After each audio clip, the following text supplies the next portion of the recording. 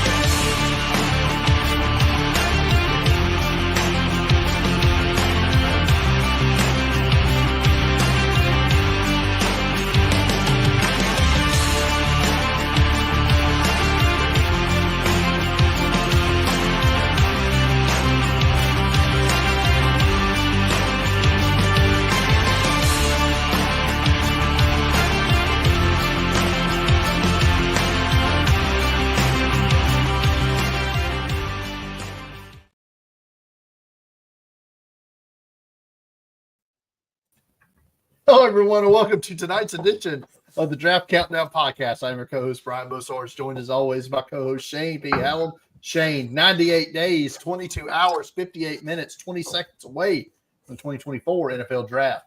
We had the underclassmen deadline pass. I had a 7-round mock draft on Monday with that going, and came out about as expected. So, yeah, we've kind of hit one. I feel like one barrier has been lifted, and now we're just full go to a couple more here in the next couple weeks.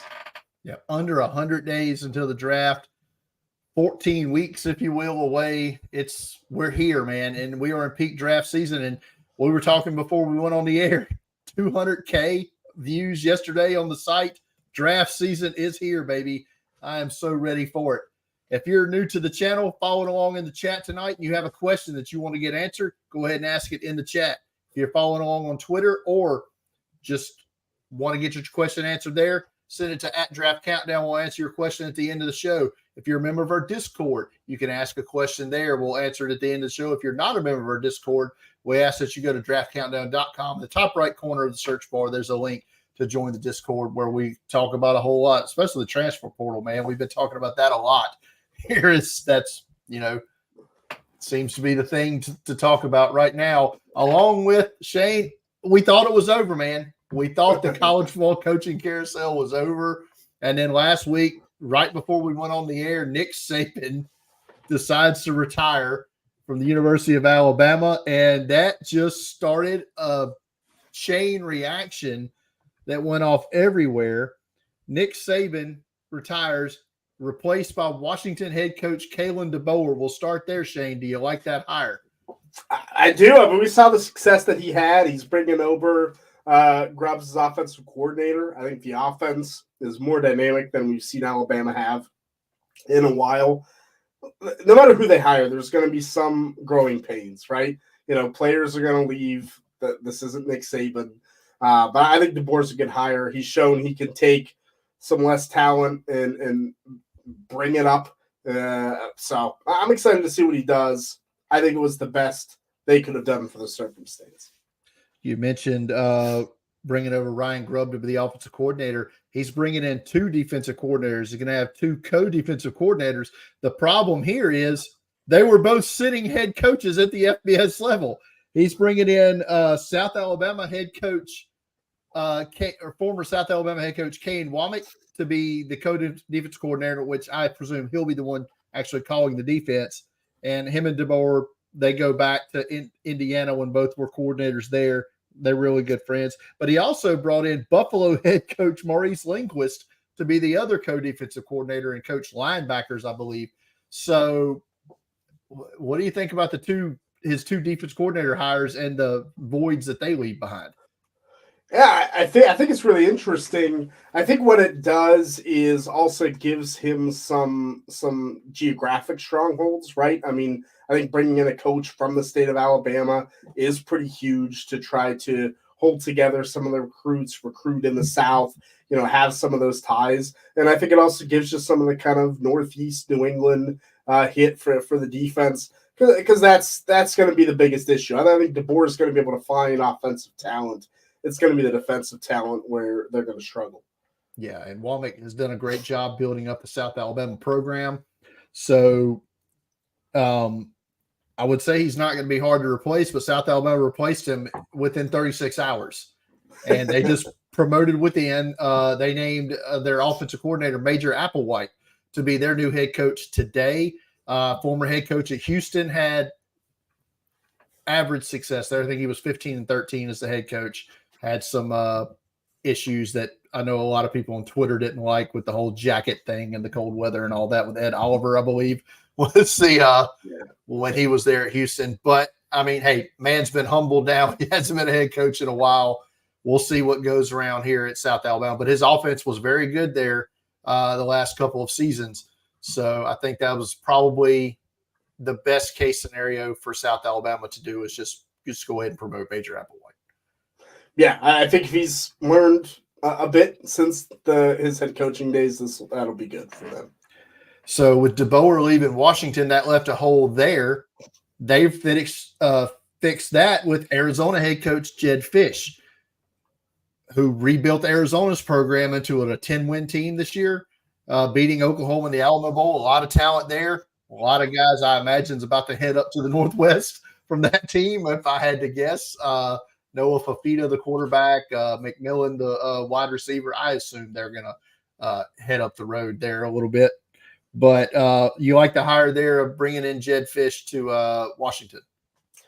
I don't think anyone expected Jedd Fisch to have this kind of success in Arizona, recruiting, nor the win total. I mean, Fafita coming in a quarterback as a true freshman was like, oh, this is going to be a disaster, right? And it wasn't. So, yeah, I think for Washington, if you want to try to keep the momentum going in the Big Ten, you need a good coaching hire. Everyone's leaving Washington, obviously, at this point. So I think it's going to, once again, be a tough kind of rebuild for Jedd Fisch, but he's done it before. So I think it's a good hire. Yeah, Max Olson tweeted out today. I shared it in our Discord. Washington's offensive two deep from the national championship game, they have 0 starters returning from their offensive two deep, and another 5 backups that were on the two deep. That's not good. It's rough. Yeah, it is rough. So Jedd Fisch got his work cut out for him there for sure. But Arizona immediately replaced him within like 36 hours. And the guy everybody thought would get the job, got the job. They hired San Jose State head coach Brent Brennan, who's done a pretty good job there in San Jose. So I like that hire for Arizona. I like it for Arizona. I wonder if there is a chance that maybe he can retain some of these, key players. The offense is still really good. It's still kind of wide open, fairly similar. I think he's going to try to make a run, maybe to keep some of their offensive guys in-house. And he should. I mean, he should do everything he can to try to keep those guys there. They're going into the Big 12 next year, where I thought, if Jedd Fisch stays, they could have been one of the better teams. In the Big 12. So we'll see how Brent Brennan does there. So now that leaves us with 2 open jobs in college football now, Buffalo and San Jose State. So I expect those will probably be handled pretty quickly, if I had to guess. So, all right. So we'll wrap up that now, and we're going to move on to the draft order update. But before we get into that, where we talk about where picks 19 through 24 are stacked up, the morning after we did this podcast last week, New England and Bill Belichick parted ways. I don't know if it was a firing or a mutual, you just go, we don't really want you anymore. Yeah, I mean, look, they were never going to fire him outright. So, yeah, it seemed like a mutual thing. And it's just wild because we talked about Pete Carroll and Seattle Seahawks and Nick Saban and now Bill Belichick. To me, the greatest college coach of all time, the greatest NFL coach of all time, and probably the greatest combined coach in Pete Carroll, who had high success at both levels. No one, I think, has beat him in what he's done both levels combined. Just all within a couple 36 hours. 36 hours, just gone. It was wild. Yeah, it was crazy to think about. I like what Robert Kraft said about it. He's like, yes, we could have tried to trade Bill Belichick for some picks, but he's like, we didn't do it with Tom Brady. He said, we're not going to do it. He said both of those have done enough for us that they deserve to be able to pick their own place or whatever. And I kind of respect that, to be honest, what Robert Kraft did there. Yeah, I mean, as draft people, I feel like I'm always like, look, you can get some more picks here, man. But that is high respect. With a head coach though, it kind of like it never really makes sense because you're taking away draft capital from the team you're going to, right? So it's like it doesn't really help you where you're going. It's fair, but I mean, I get it as well. Yeah, but but New England already had their replacement on the staff, right? It was kind of cooked into his contract, I believe, from everything I've read. But Gerard Mayo promoted to head coach in New England. You like that? Yeah, I mean, I am a little hesitant, and I think Mayo said the right things, that he's not going to be Bill Belichick. This isn't the same thing. That's my fear. It's like, are we just playing the same game here, with someone on staff, someone that Bill Belichick drafted as a player. But Gerard Mayo is probably not going to have the GM capabilities. They're probably going to go out and hire someone. I think that's good. I think it gives you a kind of a fresher start.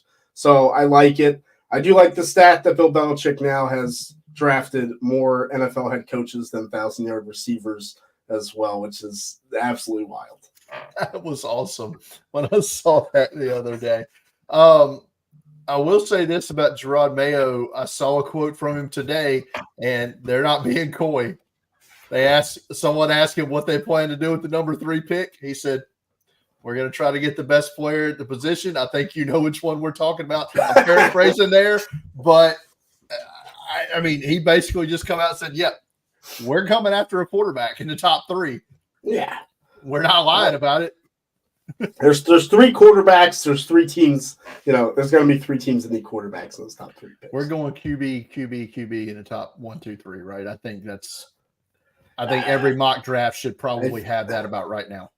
I think unless the Bears really want someone that they don't think they can get if they could trade down, but I think at 1, you have to trade or take quarterback. So right. So yeah, that's kind of it. And here's the thing though, if they're trading, it's probably going to be another team coming up to get a quarterback. So I think we're still going to end up at 1, 2, 3 quarterbacks.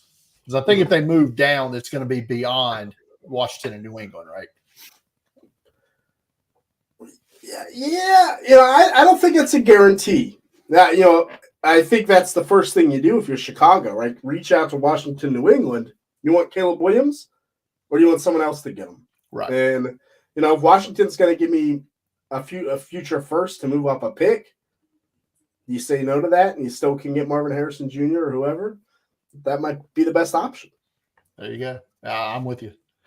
Anxious to see how they go, what they do though. Yeah. It's good. That for the second straight year, the Bears are deciding the draft. I don't know if I like that or not. They better get it right. That's the only thing. Yeah, or else everybody's fired. Everyone's probably fired anyway, to be honest with you. It's probably going to happen, but in a year. But yes. All right. Well, let's look at after the wild card round, how picks 19 through 24 shape out. The Rams, after losing to the Lions, will be picking 19th.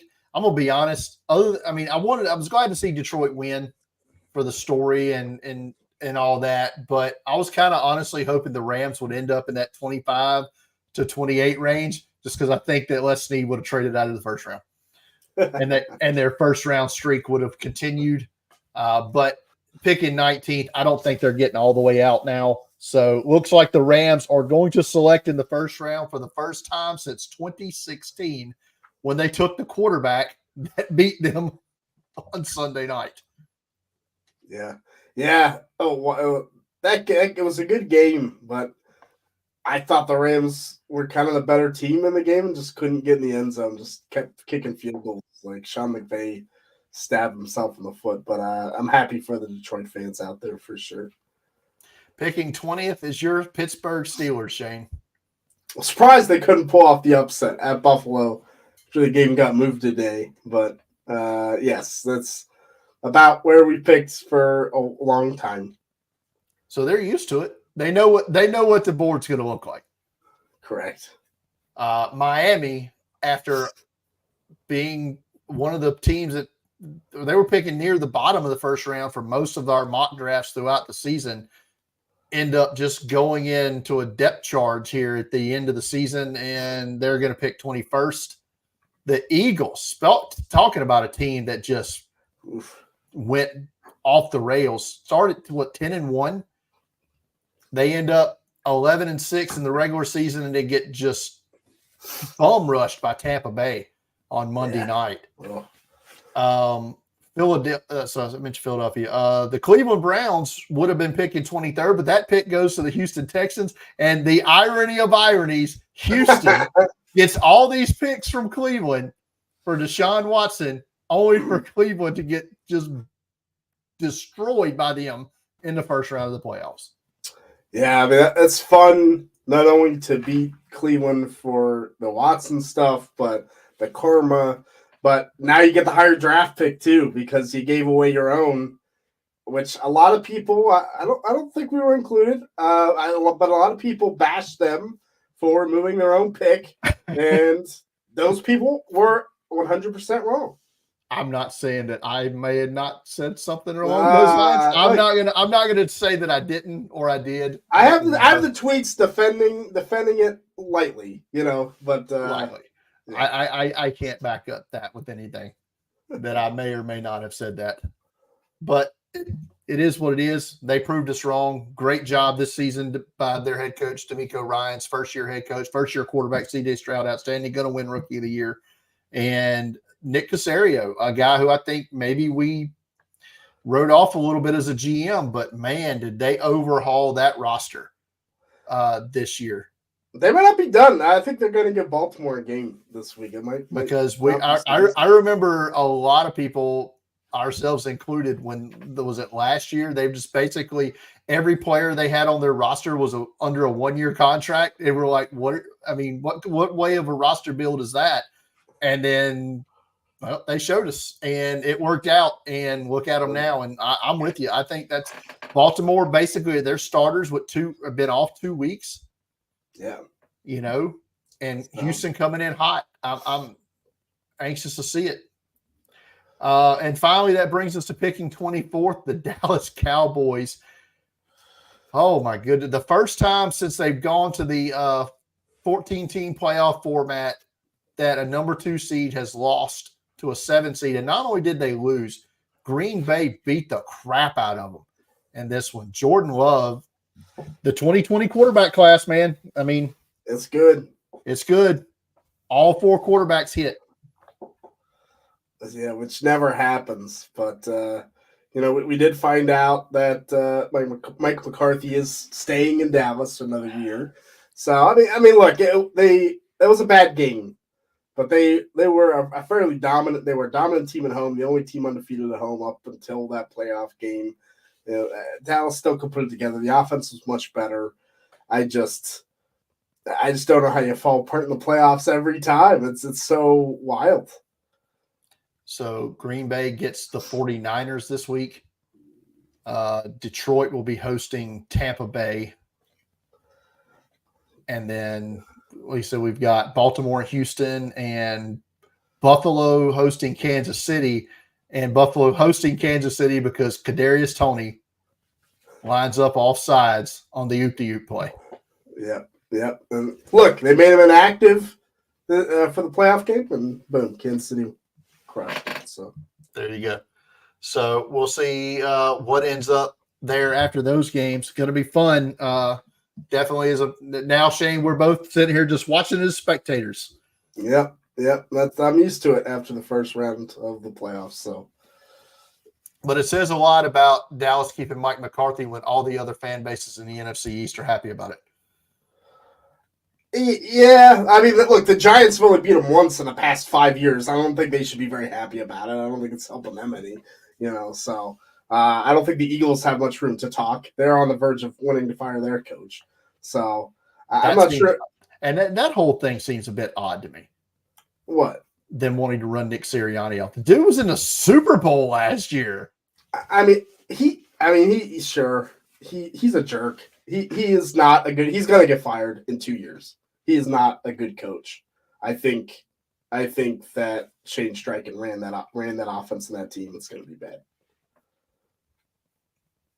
And he did a great job in Indianapolis this year. Yeah. So there might be something to that. We'll see. All right. So that's going to do it for the draft order. Next week's show, to give everybody a heads up, it's going to be wall-to-wall Senior Bowl. We're going to break down the entire, what we think will be a close to finalized roster by then. We're going to break down position by position group next week, the entire Senior Bowl roster. So if you're coming down for the week, coming down here to Mobile for that week, and you want to get in tune to that roster, tune into the show. If you're just a fan and you want to know about all the players on the roster, tune in next week. We're going to break it all down. But right now, Shane, the Senior Bowl roster currently sits at 100 and what they've said, what on their website, they have 148 players who have accepted invites. 4 of them that were not on their roster reveal show, but we're leaving them on there until we get the official word. And we talked about those 4 last week, but 2 players went back to school that initially accepted invites. You brought one to my attention today, Texas cornerback Jahdae Barron and Louisville corner Quincy Riley. Both they decided to go back to school. So I've taken them off the roster, but that leaves us with 148. I was curious about it, and I got a little, Birdie told me this week, one of our local sources here said that they're trying to avoid what happened last year, where, if you remember me talking about it all week during the game, and then after the game, 33 players that started the week in practice at the Senior Bowl last week did not play in the game. And they had corners playing safety who had never played safety. They had guys playing out of position all week. It feels like they're I thought they were maybe doing this big roster to avoid that situation. That seems to be the case. Yeah, I think that's priority number 1 is to make the game not a complete joke or late practices, whatever. I think the other thing is to, we don't talk about it too much on the show, but to squeeze out perhaps their competition as well. I think by having a larger roster, you're taking away potential players for some of these other All-Star games. Now they've called up the players from the Hula Bowl, who participate there. So it's not necessarily every game is feeling that effect, but I think it has been good for the Senior Bowl this year. I think they clearly have 5 times the best roster of all of the All-Star games. And I think and we're going to talk about the Hula Bowl in a minute, but I think to their benefit, having their game this past weekend, 3 weeks before the Senior Bowl, 2 weeks before the Shrine, or 2.5 weeks before the Shrine, those players that shined and they're in practice that week and at that game, they're getting to double dip essentially. Right. And the Shrine's brought up, I think we're at like 20 guys from the Shrine, or pretty close to play in their game because of the Senior Bowl, basically, like you said, taking a lot of these guys. But the Senior Bowl's also brought up 3 guys from the Shrine itself. Another note on the Senior Bowl before we talk about the latest players that have accepted invites.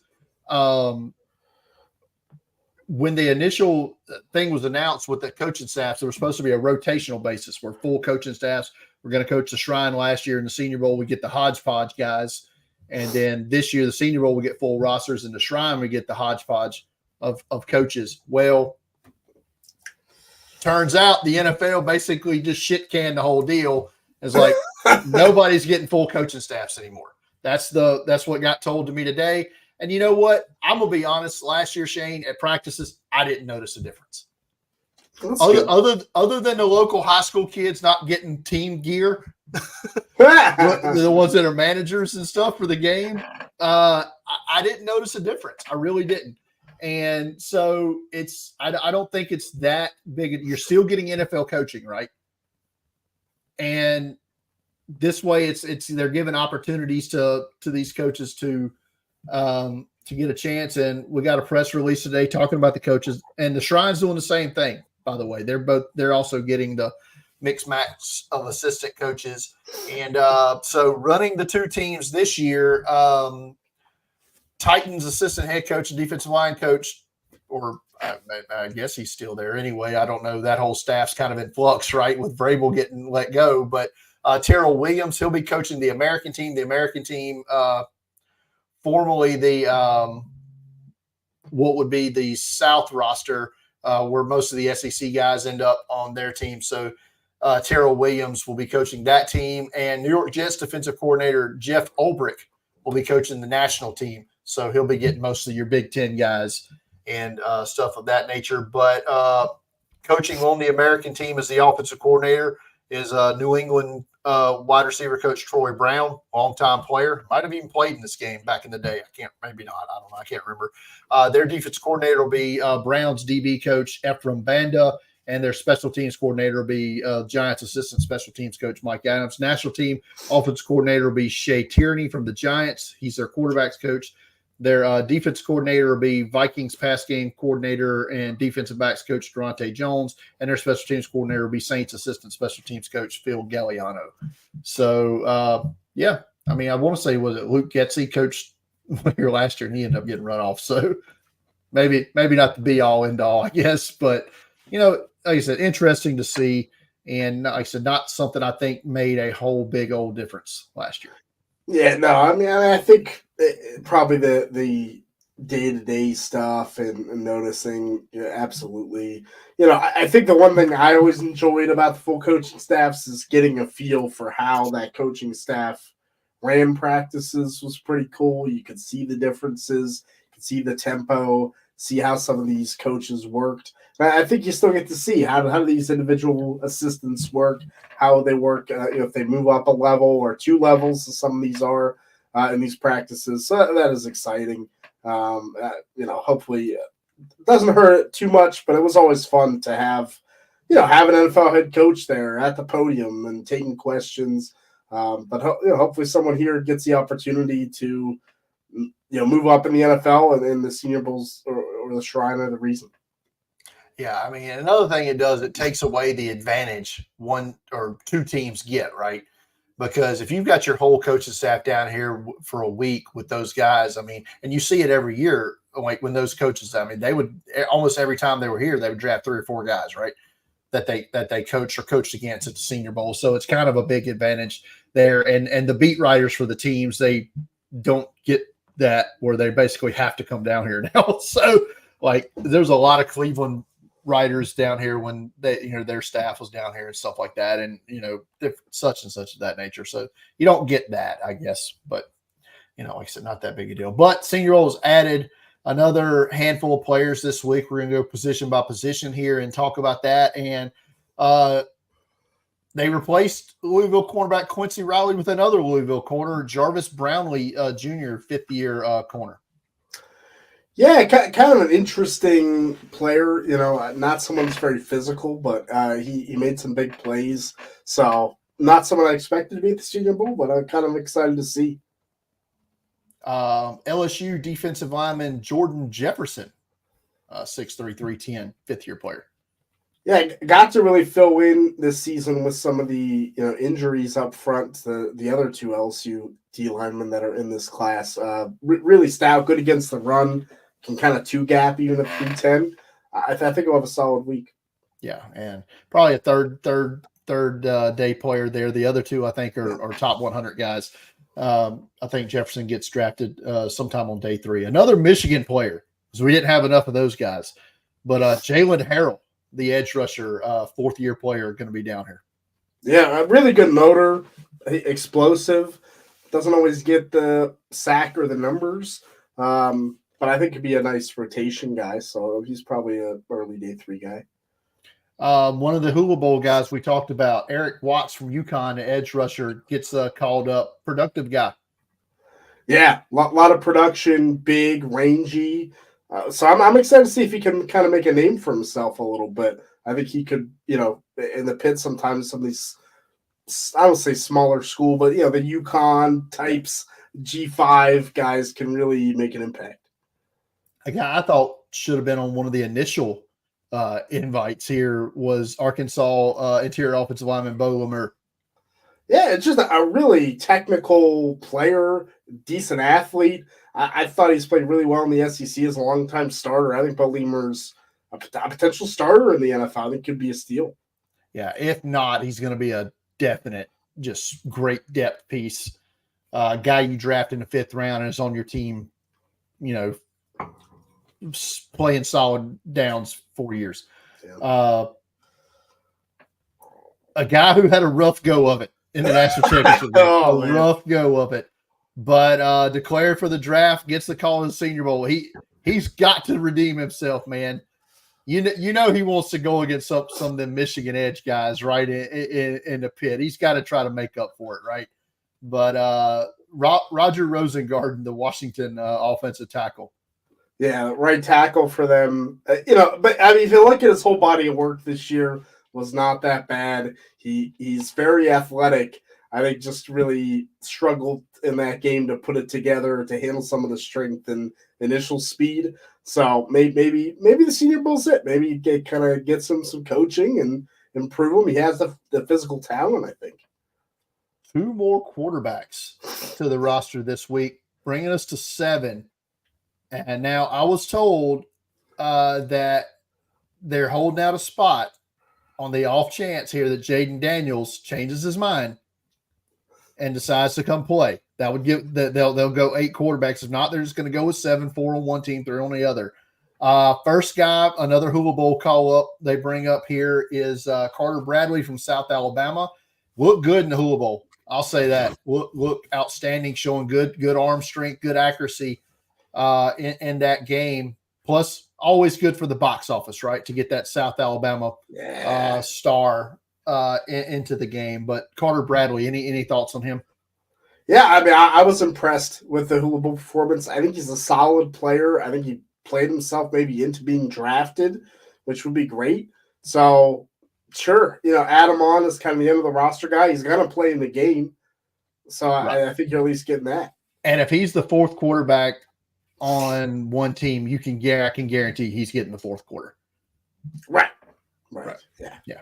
So, but obviously the biggest name that accepted this week was Washington quarterback Michael Penix. And he needs this game, man. He needs this week. Yeah, I mean, he's going to look really good. He's going to look really good this week. I mean, this is the ideal conditions for Michael Penix. No pressure, no pass rush, and just launching that ball exactly where it needs to go. I think Bo Nix kind of had it. I thought Bo Nix was going to end up as the guy everyone's going to talk about, but I think Penix will steal the show and get back into that first-round buzz category. Well, let me ask you this, because Nagy threw it out there the other day, and I have my opinion. I think we share opinions here. He asked, they haven't split the rosters up yet. He said, do you want to see Nix and Penix on opposite teams or on the same team? If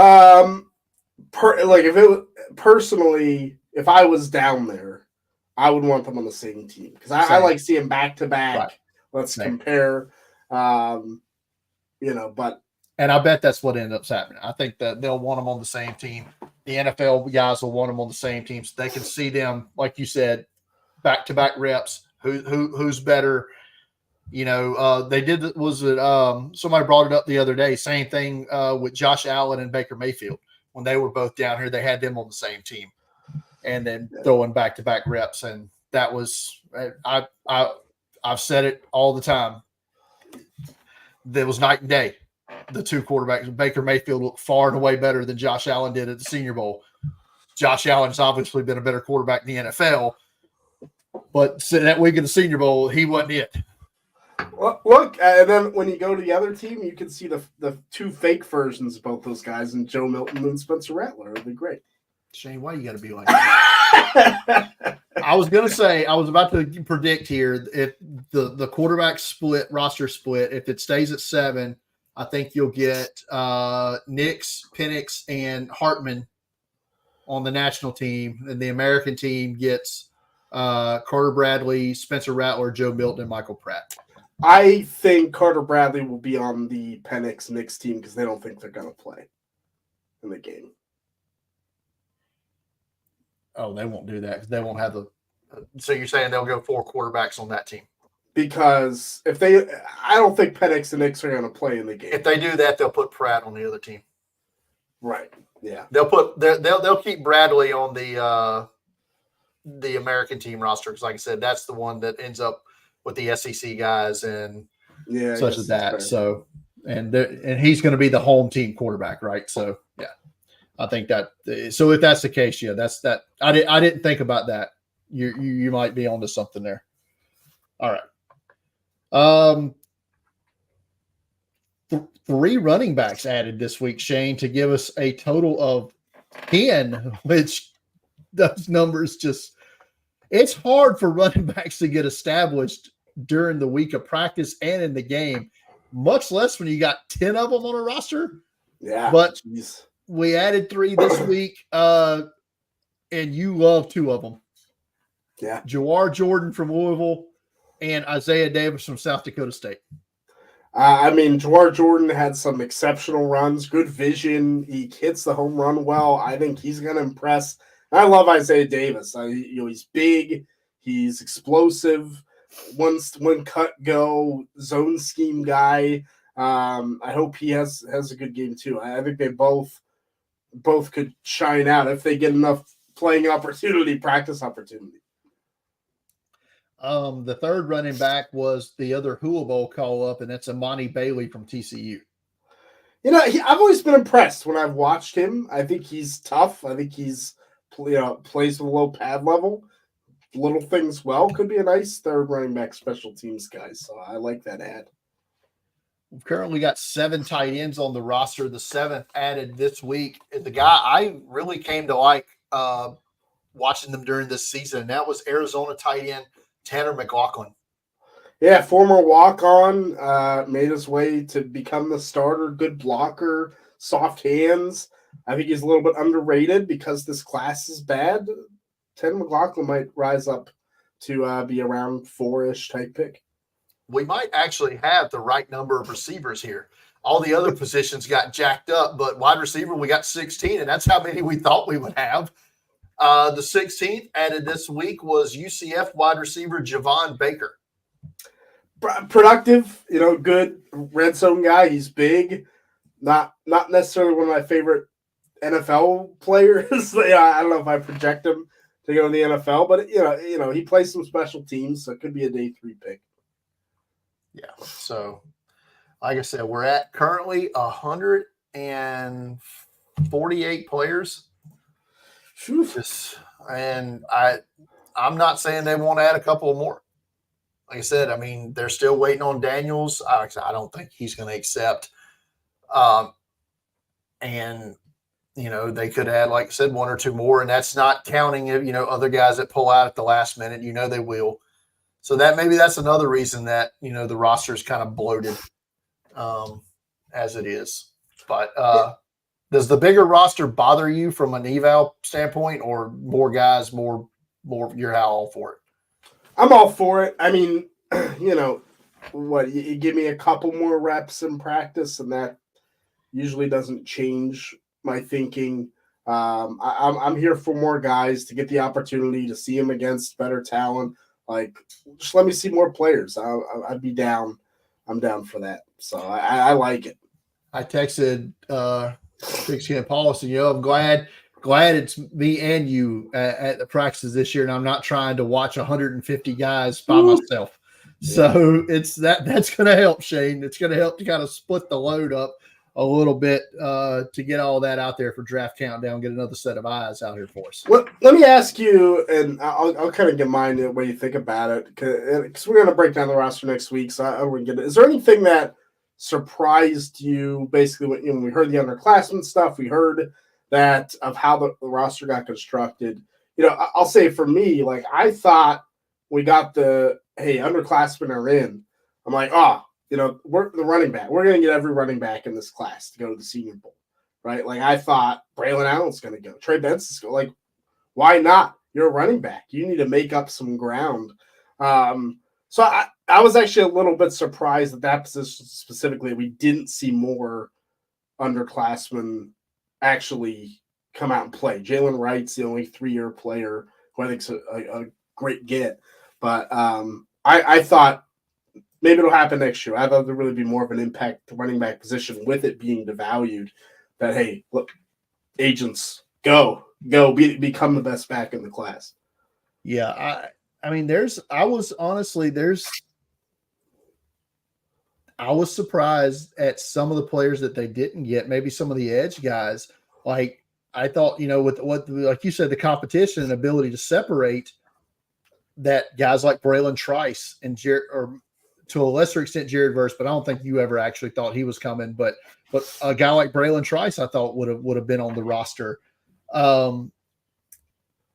So I mean, you have some of those guys, a couple of DBs that I thought, like Tyler. Where's Tyler Nubin from Minnesota?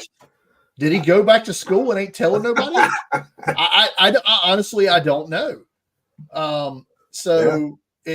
It's odd to me. Like I said, guys like Olu Fashanu, Roma Dunze, I didn't expect them to go, but Blake Corum.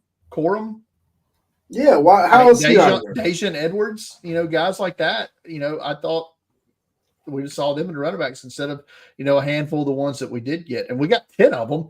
And I don't think, we'll save it for next week, but I don't know if is there a top 100 running back in this game? I think Jalen Wright has a shot. Maybe Marshawn Lloyd. I think Jalen Wright has a shot because he's going to be maybe the most athletic back there. Yeah. But no. But I think there are a number of running backs not at this game that also are not in the top 100 that should be there. Right. Receivers too. A similar thing. I wonder if I won't get too long in this, but I wonder if the underclassmen change. Agents have not caught up to that.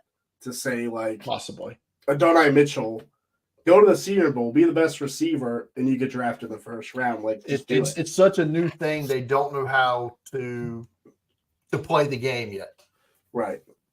Yeah, I'm with you. Like I said, a Dunze top 15 pick, probably. I get it. Yeah, I understand. But like you said, Adonai Mitchell, Xavier Worthy even. Yeah, I mean, it could make you $2 million. Xavier Worthy comes down here, dominates one-on-ones, and for 2 days. For 2 days, best player on the field for 2 days, shoots his draft, gets picked 10 picks higher.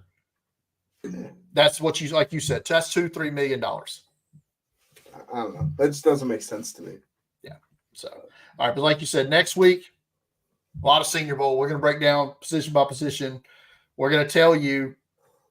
We're going to make some I don't know if we'll make guesses, but we're going to tell you everything that you need to know about that roster next week, and who the best guys are, who the guys that need to have good weeks, guys who, we think could be the surprise from each position group coming out of the week next week. All right. So mentioned the Hula Bowl quite often. Tonight, they played this past Saturday. It was a good game. Enjoyed it. Very quick. Ended like 2 hours and 45 minutes. I like that. Yeah, it's with my all-star games.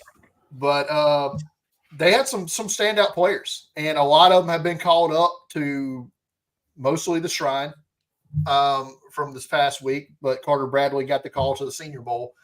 But just quickly, just looking at the box score here, Blake Watson from Memphis, I thought was the best player in the game this past week. The running back, he'll be going to the Shrine.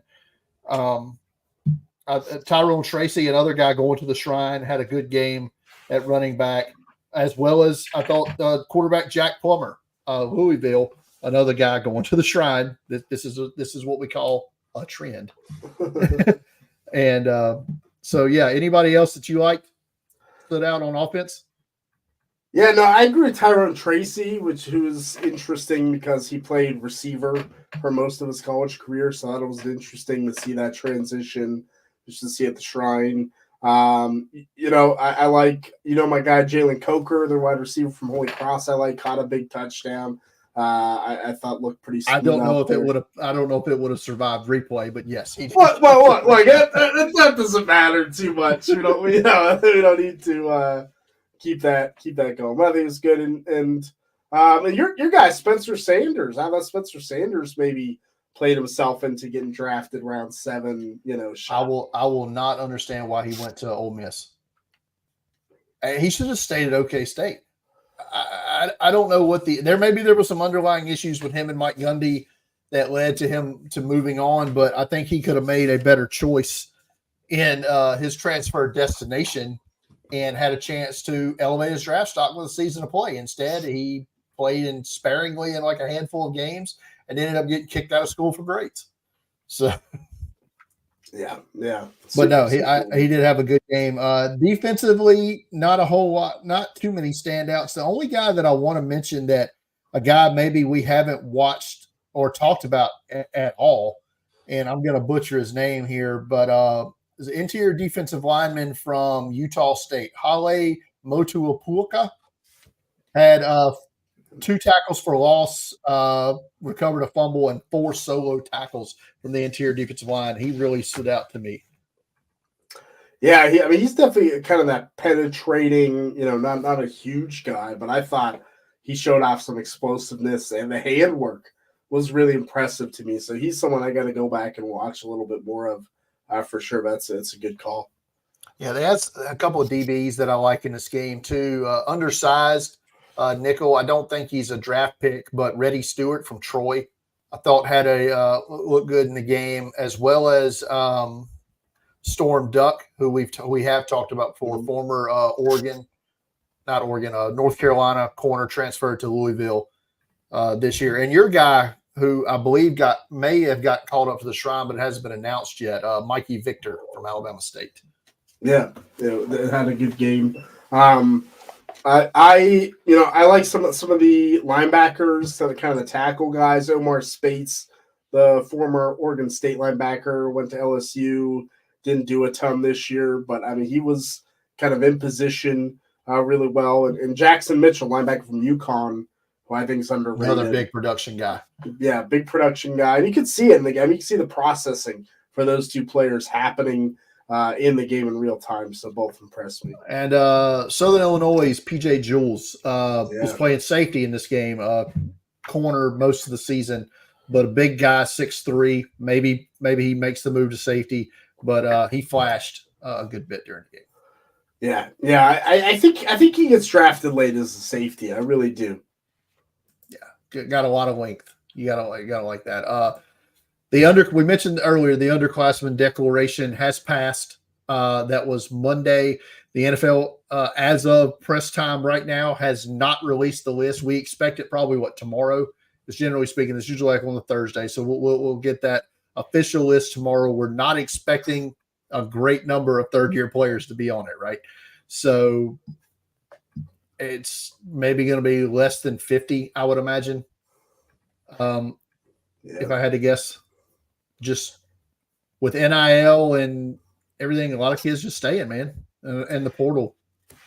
Yeah, there'll be some 4-year guys that didn't graduate that, on the list. So just because a player's not on there doesn't mean that they're going back to school.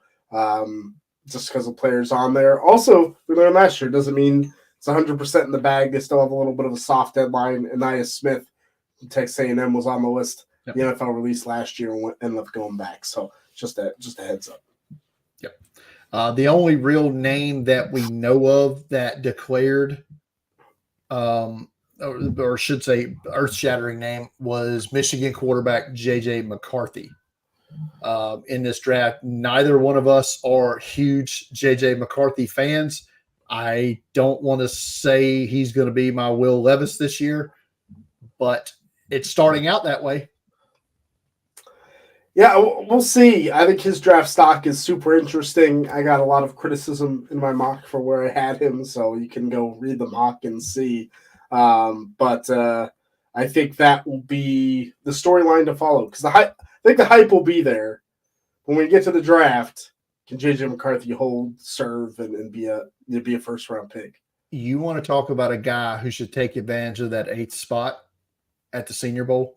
Yeah. If it's not going to Jaden Daniels, why is his agent not? Nagy's the damn Michigan guy. He'd jump out of his seat to get J.J. McCarthy in this game. Yeah, right?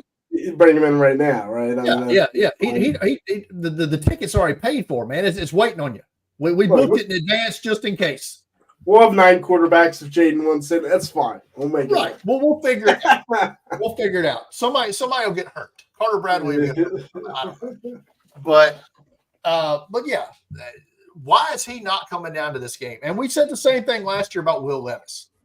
Yeah, and it may have helped him, They've been a first-round pick. So we'll see how that shakes out. Did not get any questions on Twitter or on Discord or in the chat. So we're going to wrap it up tonight with that, Shane. Final thoughts on your mock that came out this week. You didn't get any criticism for the draft order this week, right? No, which I had wrong initially. Even I hadn't swapped the playoff teams around. I did that pretty quickly after.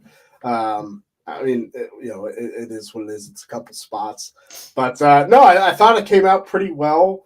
I feel I took some different guys in the first round and tried to switch a couple things up, but still hold those values pretty firmly. So the feedback outside of J.J. McCarthy was pretty good.